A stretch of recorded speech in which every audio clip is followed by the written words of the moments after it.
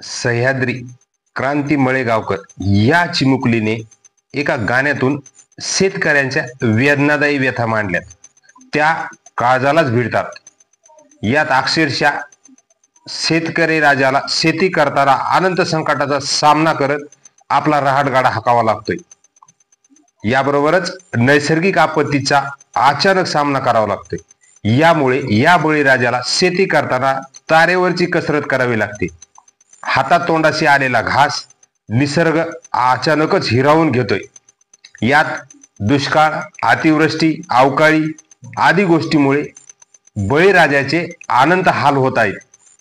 अशा या वेदनादायी व्यथा या मुलीने आपल्या गाण्याच्या माध्यमातून मांडल्या आहेत.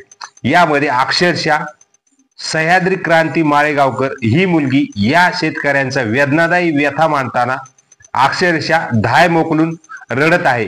आपण हा व्हिडिओ नक्कीच बघावा व आवडला तर नक्कीच शेअर करावा.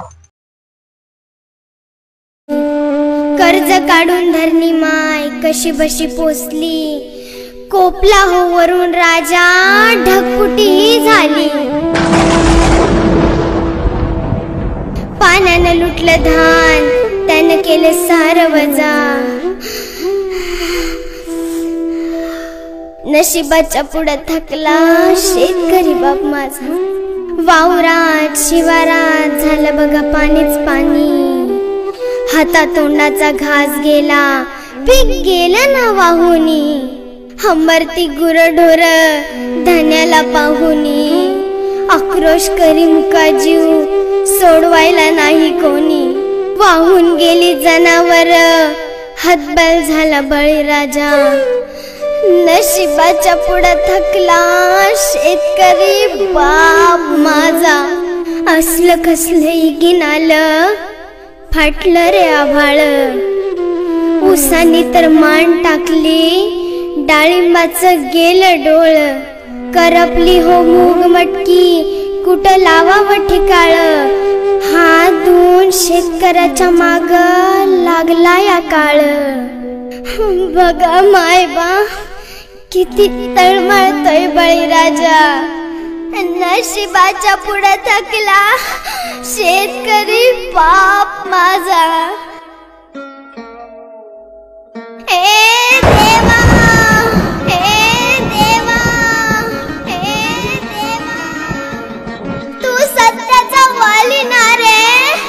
8 महिने झालं प्रत्येक जण कोरोनाच्या भीतीने घरात होता. त्याच वेळेस माझा शेतकरी राजा प्रत्येकाचं पोट भरण्यासाठी न घाबरता शेतात उभा होता. त्याचीच शिक्षा दिलीस का रे? त्याचीच शिक्षा दिलीस का रे? त्याचीच शिक्षा दिलीस का रे? दैवानं दिलं पण नशिबानं नेलं. शेतकऱ्यासाठी सांगाय तो कुणी काय केलं.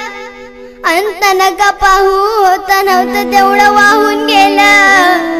कर्ज माफी करा सरकार, ऐका एवढं बोल.